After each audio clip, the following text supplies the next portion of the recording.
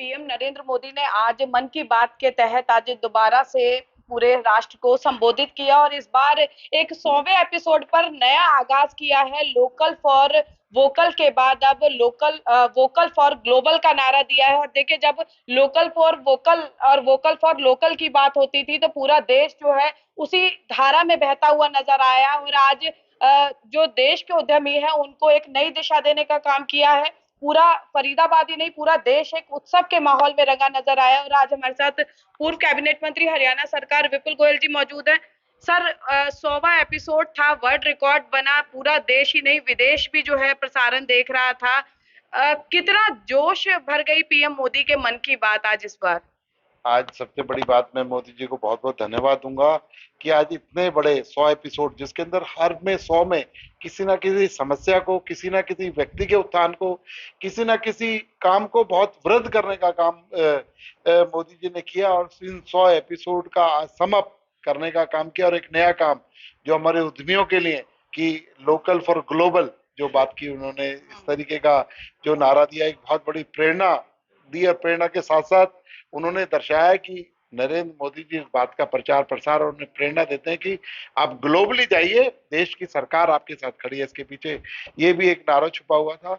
और आज पूरा उत्सव, देश ही नहीं पूरे विश्व ने आज इस कार्यक्रम को देखा और लोगों ने प्रेरणा ली। और दोबारा उन चीजों का, चाहे सेल्फी फॉर डॉटर की बात हो, चाहे लोकल फॉर वोकल की बात हो, चाहे स्वच्छता की बात हो, चाहे इंडियन टूरिज्म को डेवलप करने की बात हो, सबको उन्होंने दोबारा जो उद्देशित करने का काम किया, दोबारा उन लोगों को प्रेरित करने का काम किया।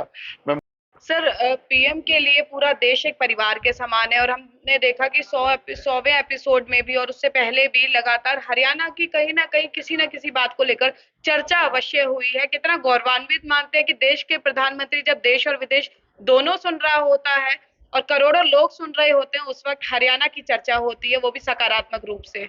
देखिए, जनसंख्या के नाते और भौगोलिक जो उसका स्वरूप है, जो हमारी जितनी सहभागिता है इस विश्व के देश के अंदर, उसके तहत हरियाणा का नंबर बहुत पीछे आता है। लेकिन जब से भारतीय जनता पार्टी की सरकार माननीय मनोहर लाल जी के नेतृत्व में बनी है, बहुत सारी उपलब्धियां हरियाणा ने की। हरियाणा की नीतियों को सराहने का काम माननीय मोदी जी ने किया है कि जो माननीय मनोहर लाल जी ने नई नीतियां बनाने का काम किया। उसके साथ साथ आज हरियाणा के लोगों को, चाहे मेडल की बात हो, चाहे हरियाणा की बेटियों की बात हो, चाहे सेल्फी विद डॉटर की बात हो, और इस अभियान को हरियाणा से शुरुआत करने की बात हो, जो जो उन्होंने पॉइंट उठाए, तो आज मनोहर लाल जी के नेतृत्व में उन पर काम भी हुआ। जो जब माननीय प्रधानमंत्री जी ने जेंडर रेशियो को देखते हुए कि हरियाणा में सबसे खराब है, पानीपत के अंदर जो पहली रैली की थी, उसके बाद आज जेंडर रेशियो में जो इजाफा आया है, मैं उसके लिए माननीय मनोहर लाल जी को बहुत बहुत धन्यवाद भी करना चाहूंगा कि उन्होंने जो समस्याएं थी उनको उठाने का, उनका निवारण करने का काम भी किया।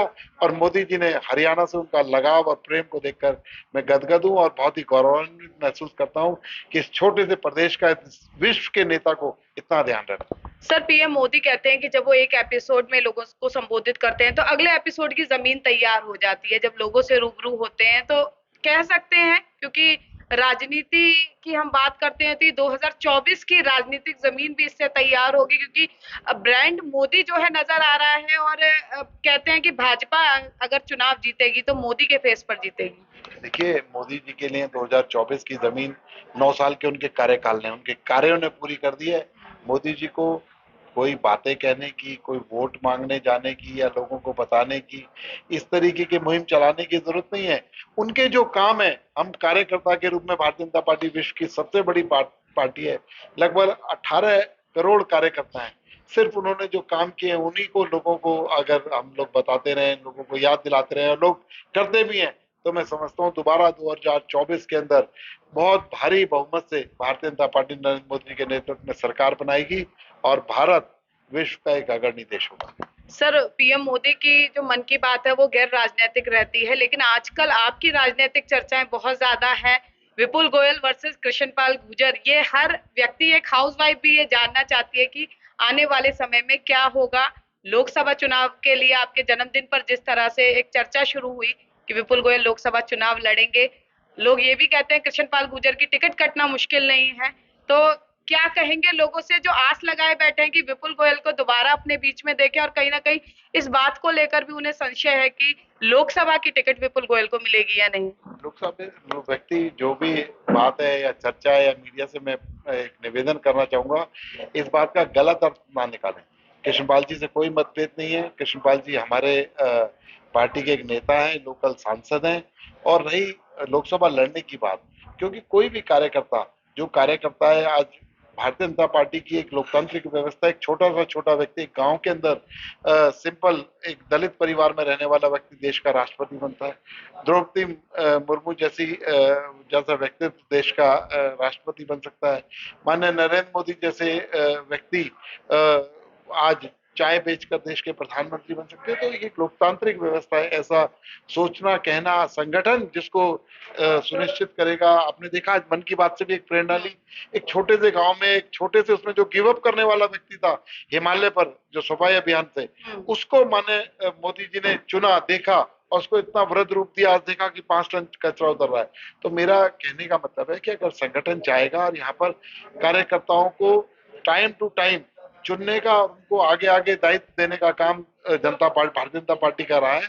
कि भारतीय जनता पार्टी अगर ऐसा कोई जिम्मेवारी लगाएगी विपुल गोयल की, तो विपुल गोयल उसके लिए तैयार है। विपुल गोयल का कोई भी कार्यकर्ता तैयार है। और अभी आपने कहा कि जो ये चुनाव होगा, माननीय नरेंद्र मोदी जी की उपलब्धियों का चुनाव होगा, माननीय नरेंद्र मोदी जी के चेहरे का चुनाव होगा। यहाँ पर कैंडिडेट मैं कहना चाहूंगा सिर्फ एक कैंडिडेट है, लेकिन उपलब्धियां 9 साल के कार्यकाल की। सर, जनता की तरफ से एक सवाल मैं स्पष्ट रूप से पूछूंगी। हम नहीं जानते आप लोकसभा लड़ेंगे नहीं, हम जानते नहीं कि आपको विधायक के लिए आप चुनाव लड़ेंगे नहीं। लोग ये पूछते हैं जब हम फील्ड में जाते हैं कि विपुल गोयल चुनाव लड़ेंगे या नहीं, चाहे वो सांसद का हो, चाहे विधायक का हो, चाहे मेयर का हो। लोगों को क्या कहना चाहेंगे हमारे माध्यम से? मैं फरीदाबाद की जनता का ऋणी हूँ। विपुल गोयल का रोम रोम उनका ऋणी है। विपुल गोयल फरीदाबाद की जनता से सिर्फ एक बात कहना चाहेगा, विपुल गोयल मरते दम तक आप लोगों की सेवा करता रहेगा, आप लोगों के बीच में रहेगा, आप लोगों के दुख सुख में रहेगा।